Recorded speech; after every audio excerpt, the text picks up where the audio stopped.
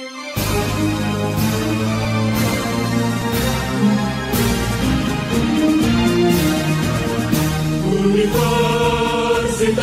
kasih banyak Ustaz bersedia hadir untuk acara ini gitu ya. Jadi kita mau membahas tentang equity crowdfunding. Ya, saya tertarik untuk menanyakan ini ke Pak Haikal gitu ya. Karena memang kemarin ketika beliau menyusun, jadi Pak Haikal ini menyusun policy brief bagaimana untuk menggunakan equity crowdfunding dalam rangka pendanaan pertanian. Jadi karena memang ini menarik sekali sebab equity crowdfunding itu didesain itu memang untuk pembiayaan usaha kecil. Nah, tapi mungkin kita mau lihat dulu sejarahnya barangkali ya. Jadi seperti apa sebenarnya equity crowdfunding, karena saya kira memang pendengar dari kita mahasiswa dan dosen juga mungkin banyak yang belum begitu paham seperti apa itu instrumen equity crowdfunding.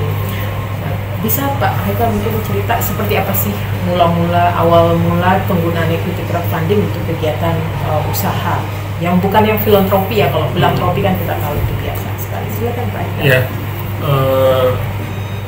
bergerak ini yang crowdfunding dengan ekonomi return itu salah satunya yang pertama kali itu memang bentuknya equity crowdfunding. Yang saya ingat dalam yang tercatat yaitu adalah ekspedisinya Cornelis de Houtman ke Nusantara ini.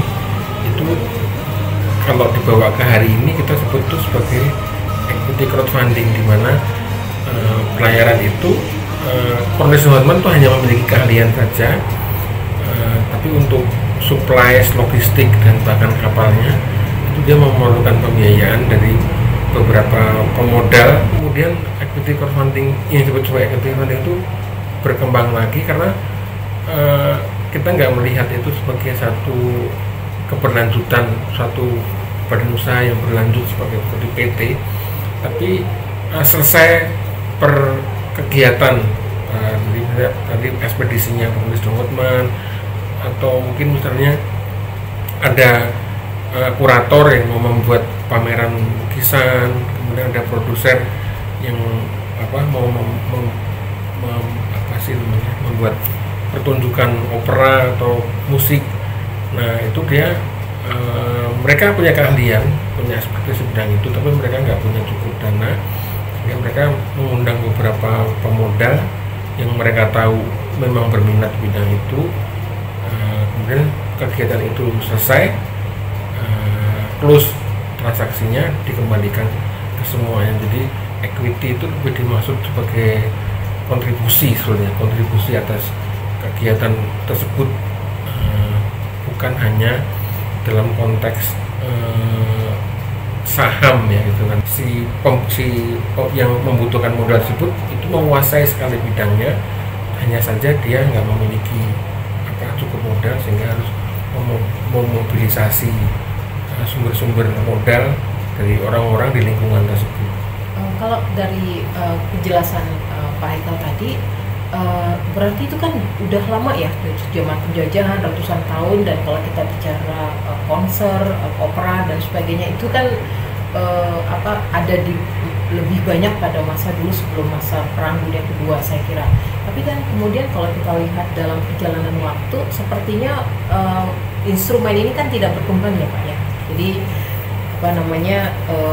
pasca Perang Dunia Kedua, crowdfunding itu sebenarnya tidak berkembang. Baru mungkin kalau kita lihat tuh baru 3 tahun terakhir itu kemudian mulai berkembang lagi penggunaan equity crowdfunding itu di seluruh dunia dan juga di Indonesia. Masa di mana peranan lembaga keuangan menjadi sangat menguat, ada periode di mana sangat menguat, sehingga si pemilik ide atau si pemilik usaha itu dia menghubungi si lembaga keuangan tersebut.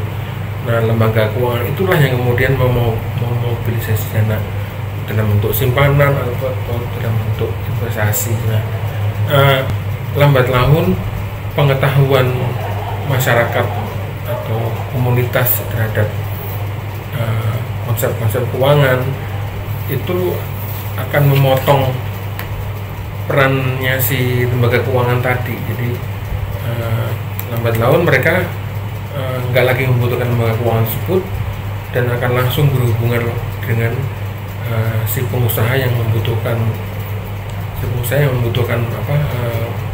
pendanaan. Berarti mungkin dulu mungkin karena pemodal masih terbatas ya, jadi langsung yang butuh dana itu untuk pembiayaan dia menghubungi pemodal secara langsung lewat crowdfunding tadi.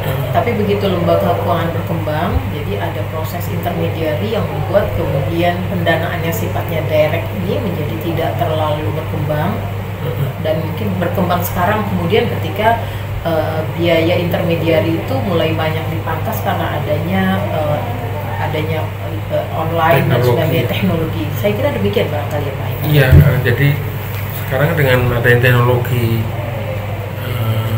yang kita sebut sebagai financial technology, orang bisa berinteraksi antar wilayah waktu, antar wilayah tempat dan seterusnya dengan mudahnya dan aman ya, karena kita tahu bahwa itu pasti ini nomor ini atau kode sekian itu pasti Bu Yani, mereka yakin, trust, dan kemudian ya akhirnya peran-peran si lembaga keuangan itu tereliminasi karena teknologi dan karena pengetahuan dari si pemodal ya yang makin bagus. Mungkin ini kita mau ngobrol dalam konteks keindonesiaan barangkali ya. Kita kan 90% pelaku usaha di Indonesia, mungkin 99% itu pelaku usaha Indonesia usaha mikro kecil gitu ya. Dan kemudian sebenarnya keberadaan equity crowdfunding ini dan regulasi terkait itu mestinya bisa menjadi semacam ini baiklah, good news gitu ya buat usaha kecil mikro yang selama ini mereka karena mereka punya unbankable, mereka mencari pembiayaan kalau nggak bisa ke bank akhirnya ke tengkulak yang costnya bisa sangat mahal. Nah sementara mungkin kalau kita kembali ke pola kayak tadi pengadaan pembiayaan untuk pelayanan corporate development, pembiayaan untuk pengadaan konser atau ini mungkin kalau kita menurut Pak Hikal tuh kalau misalnya kita buat ini menjadi sesuatu yang agak spesifik gitu ya, dengan investor yang spesifik, misalnya kita mau danain kegiatan pertanian untuk periode 3 bulan, 1 kali masa tanam gitu ya, dengan model equity crowdfunding itu, sehingga katakan model kayak tadi dari awal untuk pendanaan mulai dari bibit dan sebagainya, nanti begitu sudah panen bagi hasil kepada para investornya, kemudian dibagi hasil. Jadi bukan usaha tapi memang project untuk 1 kali masa tanam misalnya. Menurut Pak Hikal seperti apa? Iya, sebenarnya yang equity itu lebih kita artikan sebagai kontribusi atau partisipasi. Jadi nah kalau per periode musim tanam ya, sebenarnya petani itu nggak butuh orang lain berpartisipasi, mana petani itu maunya dia pengen nikmatin sendiri. Tapi dia butuh bantuan misalnya buat beli benih, bibit, saprodi, bayar upah buruh dan seterusnya gitu. Nah ini sebenarnya dibutuhkan sama mereka itu sebenarnya modal kerja. Jadi dan itu kalau kita lihat di teorinya itu kan bahwa modal kerja itu kan istilahnya self liquidating ya.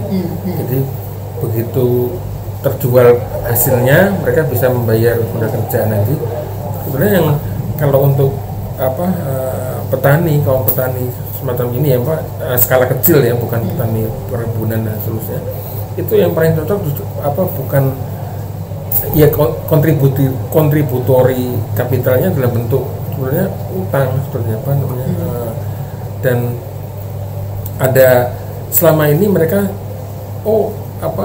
negara atau pemerintah kasih kasih ini, tapi itu juga memberatkan karena mereka harus menjaminkan sesuatu yang yang menjadi milik mereka bukan sesuatu yang dihasilkan dari kebun mereka. Jadi misalnya mereka ngutang buat kebun vanili atau kebun bawangnya mereka, tapi mereka harus menjaminkan rumah mereka gitu. Nah, kalau terjadi gagal panen, bisa-bisa mereka kehilangan rumah. Iya betul. Jadi, nah sebetulnya ini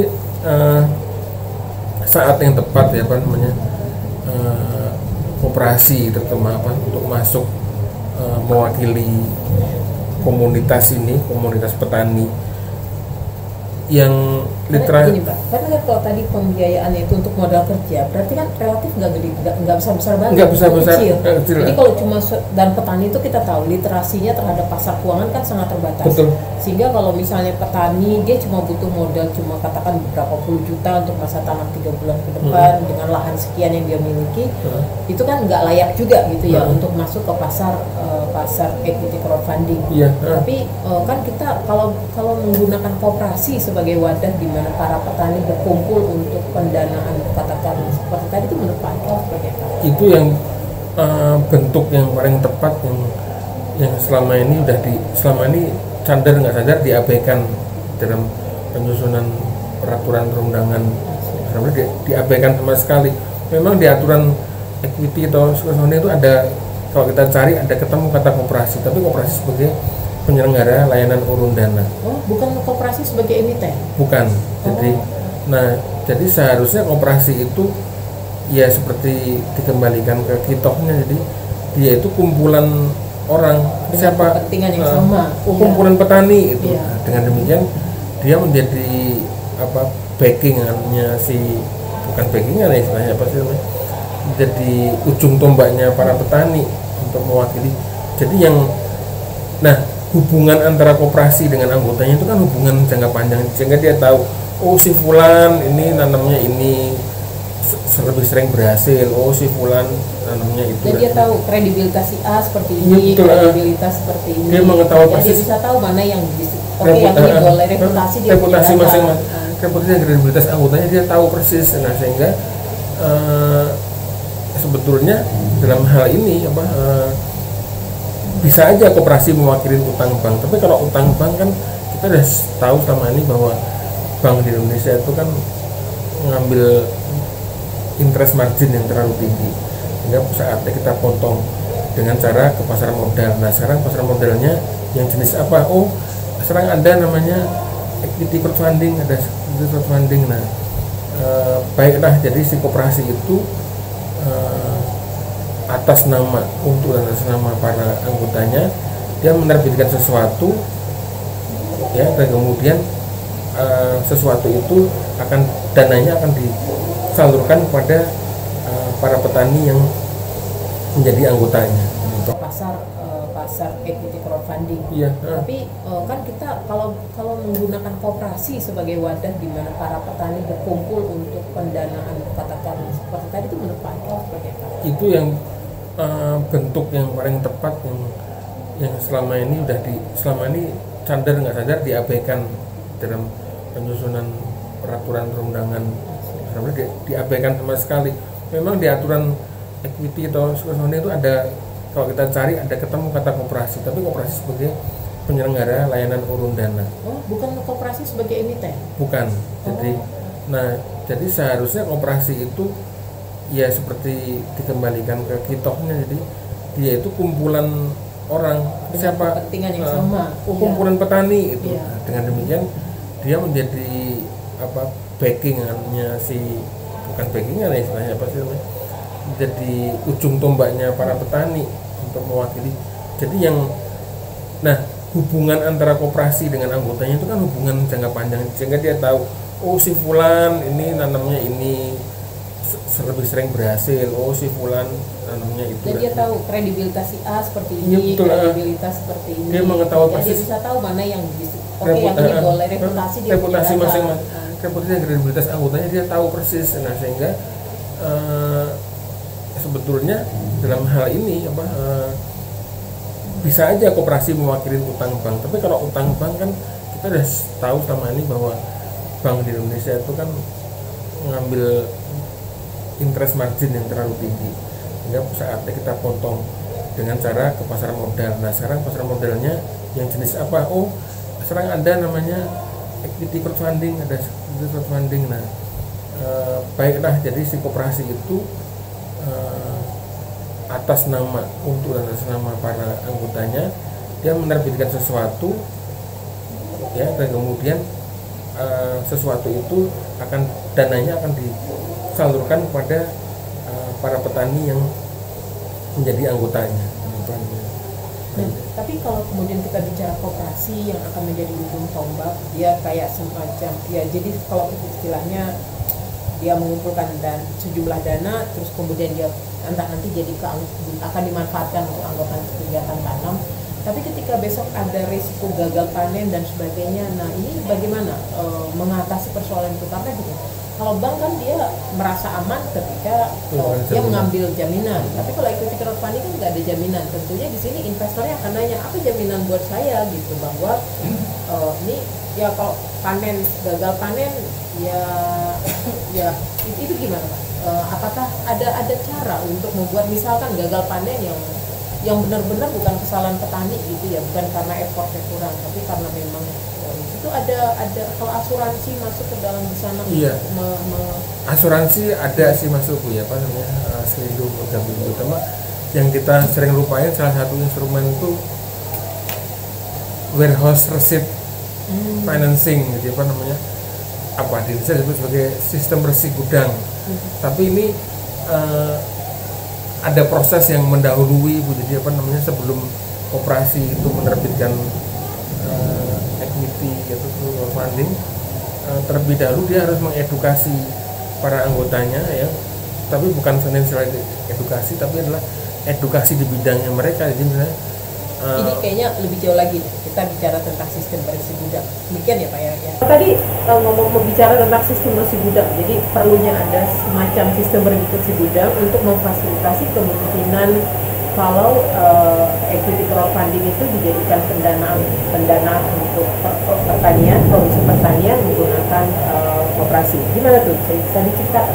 Iya, beberapa teman di Fakultas Hukum protes sih sebenarnya, apa, ini gimana nyambunginnya nih ceritanya, ini cerita di bursa komoditi atau lagi cerita di pasar keuangan gitu, karena ya sebenarnya di pasar keuangan itu kan perjanjian dasarnya, apapun yang disepakati di perjanjian, kalau ada disepakati ya pasti terjadi lah gitu, fenomena, termasuk juga dalam hal ini satu resip, satu warkap yang mengatakan bahwa koperasi ini memiliki misalnya 10 ton bawang merah di gudangnya Bandagara Raksa di daerah Tegal gitu, atau koperasi ini punya memegang resip bahwa dia punya simpanan vanili atau di gudang mana dan seterusnya. Jadi nah itu resip gudang itu dapat diperdagangkan Bu, itu apa namanya, dapat diperdagangkan. Nah, karena dapat diperdagangkan maka dapat jadi jaminan juga gitu, karena ini kan sistemnya Kementerian Perdagangan Bu, jadi minimal ya, komoditas yang masuk bisa diresidangkan itu awet, tahan lama, kemudian homogen, jadi misalnya ukurannya homogen gitu. Nah ini juga jadi sarana yang baik sebenarnya bagi koperasi untuk mendidik anggotanya. Nggak usah canggih-canggih financial literasi, cuma dalam hal bidangnya aja. Kalau habis panen itu harus dipilah-pilah antara yang ukuran besar sama ukuran kecil, dan kemudian proses pasca panennya dijemur, diangin-angin, dan kemudian diukur mungkin kandungan airnya dan seterusnya itu. Dengan demikian setelah memenuhi kriteria bersih gudang, maka saya ingat saya ada 129 titik di seluruh Indonesia gudang yang menyediakan sistem bersih gudang. Artinya sebenarnya koperasi dia bisa berpartisipasi pada 129 gudang yang ada itu. Betul, dan nyebar di 34 seluruh Indonesia.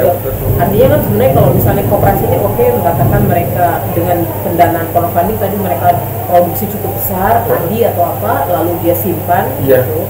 atau katakan cepeh seperti itu ya, dia simpan di dalam gudang Ya, betul. dan sebagainya, artinya juga dia bisa lebih terlindungi dari penurunan harga ketika masa panen. Wah, itu Bu, tentunya. Dan itu bisa menjaga kesehatan, maksudnya menjaga ekonomi, nilai ekonomi dari produk yang dihasilkan, Pak. Menjaga bargaining power Bargaining power petani, juga, dan iya. petani. Jadi apa? Jadi tunda, jadi ekspresi gudang itu sebenarnya tunda jual yang di securitize. Jadi apa? Oh sekarang lagi panen raya, deh saya tunda aja deh, harganya turun saya tunda deh. Apa? Masukin aja ke Ya, gudang. 3 bulan lagi asal Tunggu. sesuai kriterianya dan syaratnya.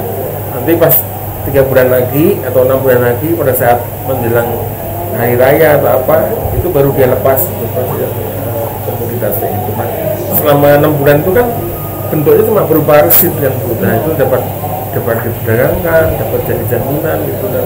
Dan tentunya Pak, anytime harga komoditasnya bagus, dia bisa tarik barangnya, Betul. dia kembalikan wartapnya tadi. Wartapnya, betul. Sehingga artinya dia bisa boleh pilih aset finansial atau Betul. aset realnya, mana Ya, yang betul, dihitungin, iya. gitu ya.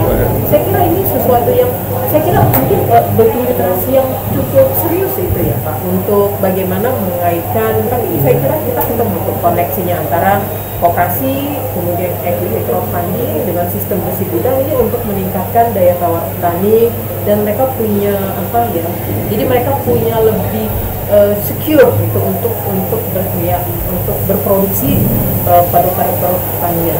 Saya tidak lagi bicara dalam konteks financial innovation dalam konteks Insya Allah. kearifan lokal. Insya Allah. Terima kasih.